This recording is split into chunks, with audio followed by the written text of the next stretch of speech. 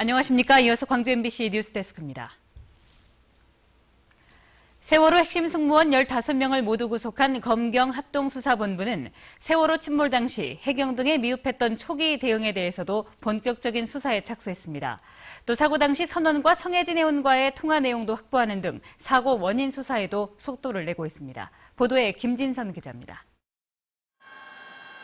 16일 오전 8시 55분, 세월호는 제주 VTS 해상관제센터에 처음 조난 신고를 했습니다. 대기랑 연락해 주시면 벌써 이용합니다. 지금 배 넘어가 있습니다. 사고 해역과 가까운 진도 관제센터는 제주 관제센터의 연락을 받고서야 세월호 조난 사실을 알게 돼 구조가 그만큼 늦어졌습니다.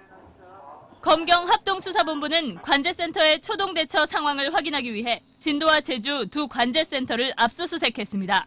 검사가 진행되는 상황이라서 저희가 따로 답변을 드릴 수가 없겠습니다. 죄송합니다. 세월호와의 교신 내용과 항적 자료, CCTV 녹화 내용 등을 확보한 수사본부는 관제가 적절했는지, 교신 내용에 편집이나 조작이 있었는지 확인하고 있습니다.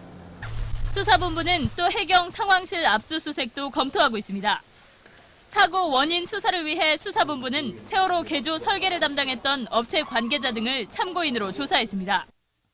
또 침몰 당시 세월호 선원과 청해진 해운이 통화한 내역을 확보해 선원들의 탈출 정황과 승객 대피 명령을 내렸는지 여부 등을 확인하고 있습니다. MBC 뉴스 김진선입니다. 세월호 침몰 사고와 관련해 지역 교원단체들이 공동 수업을 통한 학생 지원 활동에 나섭니다. 전국 교직원 노동조합 광주지부와 전남지부는 세월호 침몰 사고로 정신적 충격을 받은 학생들을 위로하는 차원에서 내일부터 애도 공동 수업을 진행하기로 했습니다. 학생들의 동의를 얻어 진행되는 이번 공동수업은 세월호 참사에 대한 생각을 자유롭게 이야기하고 학생들이 느낀 감정을 솔직하게 공유하는 방식으로 진행됩니다. 교원단체는 학생들이 신체적, 정서적으로 이상 증세가 없는지 점검표를 통해 확인하고 필요한 경우에 전문적인 상담 치료를 병행할 계획입니다. 광주시는 세월호 침몰 사고 희생자를 추모하기 위한 합동 분향소를 내일부터 시청 야외 음악당에 설치해 운영한다고 밝혔습니다. 합동 분향소는 매일 오전 7시부터 자정까지 운영되며 분향소 주변에는 실종자들의 생환을 기원하는 노란색 리본줄도 설치될 예정입니다. 광주 IMCA에 마련한 분향소에는 휴일인 오늘도 참사 희생자들을 애도하려는 추모객들의 발길이 이어졌습니다. 세월호 침몰 사고와 관련해 인터넷에 악성 게시글을 올린 누리꾼들이 경찰에 붙잡혔습니다. 전남경찰청 사이버범죄수사대는 오늘 세월호 침몰 사고와 관련해 지난 21일 인터넷 블로그에 실종자 가족의 사진과 동영상을 게시하고 실종자 가족 일부를 이른바 선동꾼으로 표현한 혐의로 29살 성모 씨 등 2명을 불구속 입건했습니다. 경찰은 또 중국인 2명이 실종됐다는 뉴스를 접한 뒤 인터넷 커뮤니티 게시판에 이들을 비하하는 글을 올린 혐의로 27살 권모 씨를 불구속 입건했습니다.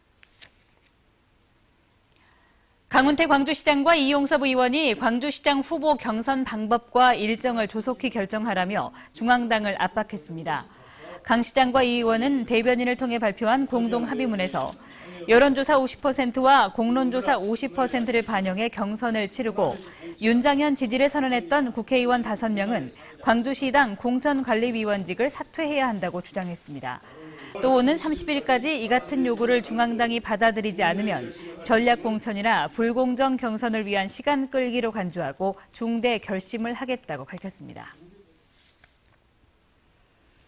강훈태 시장과 이용섭 의원의 경선 룰 촉구에 대해서 윤장현 전 새정치연합 공동위원장은 신중하지 못한 행동이라고 비판했습니다.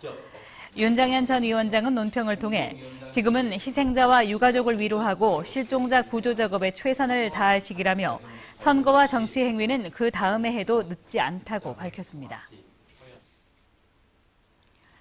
광주지법은 뇌물을 받고 납품 관련 편의를 제공한 혐의로 기소된 한국철도공사 직원 43살 차모 씨에 대해서 징역 1년에 벌금 2,200만 원, 추징금 1,100만 원을 선고하고 차 씨의 뇌물을 주고 공문서를 변조한 혐의로 기소된 업자 38살 류모 씨 등 2명에게는 징역 10월에 집행유예 2년을 선고했습니다. 차 씨는 지난 2010년과 2011년 사이 김 씨 등으로부터 뇌물 1,100만 원을 받고 KTX 입찰 관련 자료를 넘긴 혐의로 기소됐습니다. 재판부는 이들이 KTX 부품 납품을 놓고 뇌물을 주고받고 입찰을 방해하는 등 죄질이 좋지 않지만 범행으로 얻은 이익이 크지 않은 점 등을 감안해 이같이 선고한다고 밝혔습니다.